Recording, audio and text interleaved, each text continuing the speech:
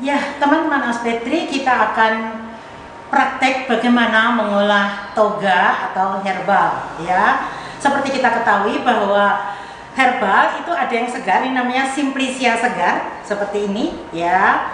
Kemudian yang ini di depan ini Simplicia kering. Jadi yang sudah dikeringkan, ya kering.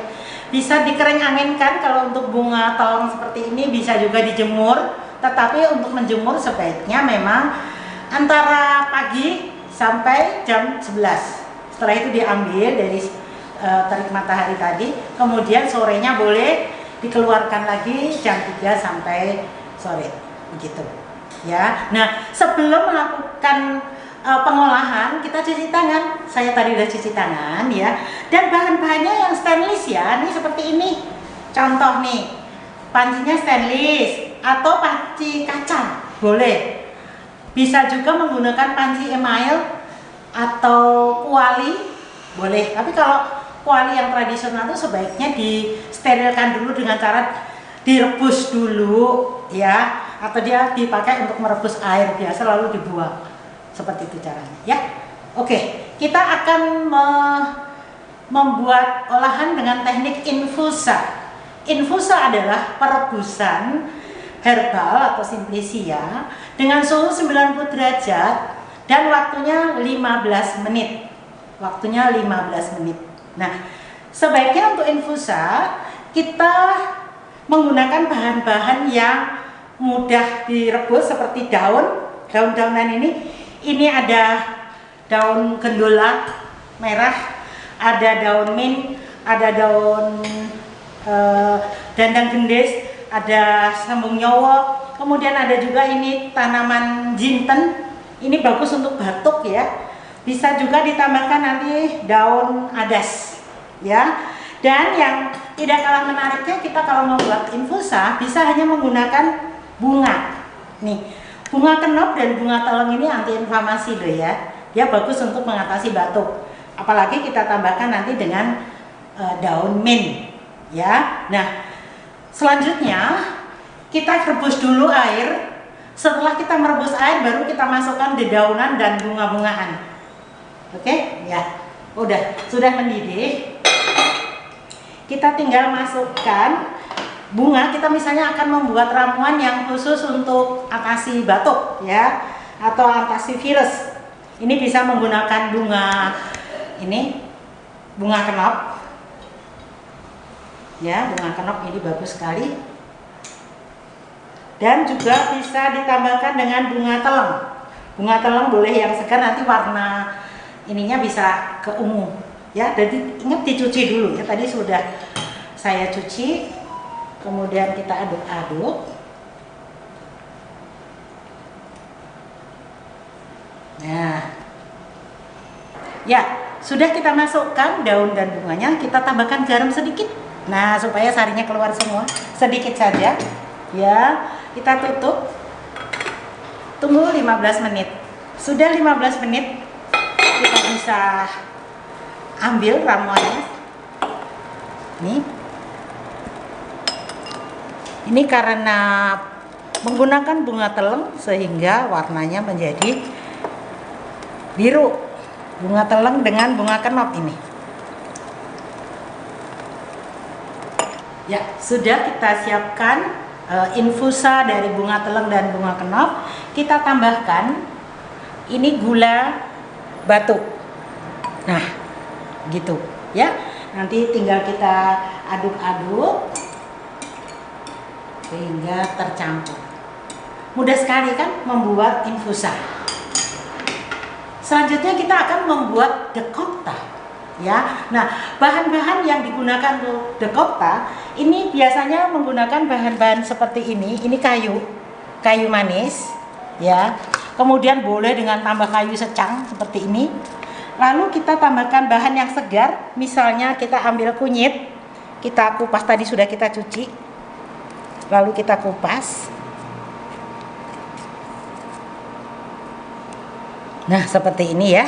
Bisa juga nanti ditambahkan dengan kita akan membuat ramuan untuk antivirus ya. Jadi kita menggunakan bahan kunyit, lalu bahan kayu manis, juga jahe. Ini jahe, ya. Bisa juga nanti kalau mau ditambahkan dengan kencur, bisa nggak? Bisa, supaya rasanya enak, gitu, ya. Kita akan membuat dekokta. Oke. Nah, kita pembuatan dekokta.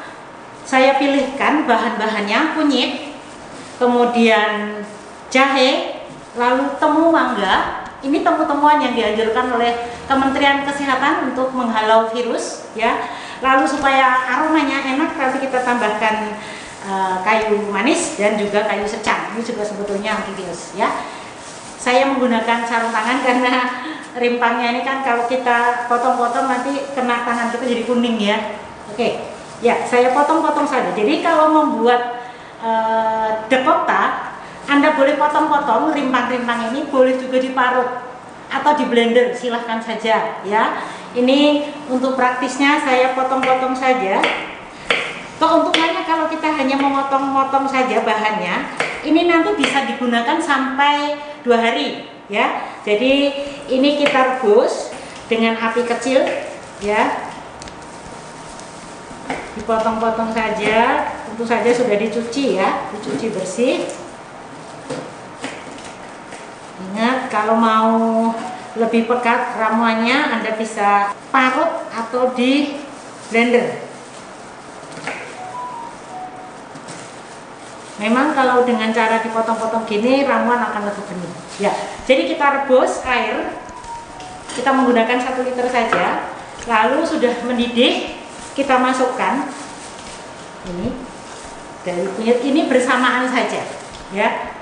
Untuk dekokta ini karena bahannya dari rimpang dan juga kayu, kita bersama. Ini cukup 1 saja karena cuma 1 liter, ya. Nah, ini kayu secangnya.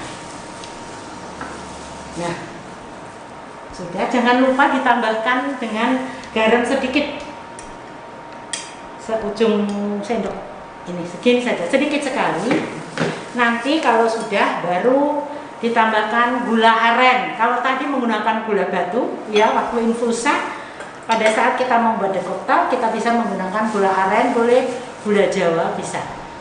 Kalau untuk jamu sebaiknya tidak menggunakan gula pasir, ya. Kita bisa matikan apinya, lalu kita saring, tidak disaring atau diambil airnya, juga bisa seperti contoh ini, ya. Nih. Ini karena menggunakan kayu secang, jadi warnanya jadi cantik, ya.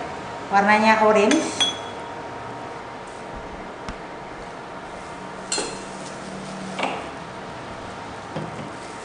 Warna orange. Lalu kita tambahkan gula aren. Ini gula arennya yang sudah dihaluskan seperti ini. Ini sesuai selera. Nah, tinggal diaduk.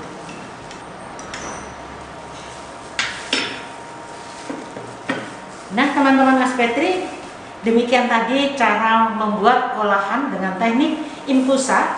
Hasilnya ini infusa kita menggunakan bunga teleng, bunga kenop, ya. Kemudian kalau dekokta kita tadi menggunakan kunyit, jahe, temu mangga karena itu rimpang yang antivirus yang dianjurkan oleh Kementerian Kesehatan. Kemudian kita tambahkan tadi dengan kayu manis dan juga kayu secang. Untuk pemanisnya kita bisa memanfaatkan gula aren. Tentu saja Anda bisa mengolah aneka macam bahan herbal ini, mau ditambah ini, dikurang itu, silakan, ya. Yang pasti aneka rimpang atau temu-temuan ini mempunyai khasiat yang mirip-mirip, semuanya anti-inflamasi. Jadi kalau misalnya Anda mau memanfaatkan rimpang untuk mengatasi flu, kalau nggak ada jahe bagaimana? Anda bisa pilih kencurnya, kencur misalnya yang sama-sama menghangatkan, jahe diganti kencur. Kalau nggak ada kunyit bagaimana? Ada temulawak, pakai temulawak. Atau kalau temulawak dengan kunyit itu boleh bersamaan dicampur pisang. Ya, semoga bermanfaat untuk kita semua.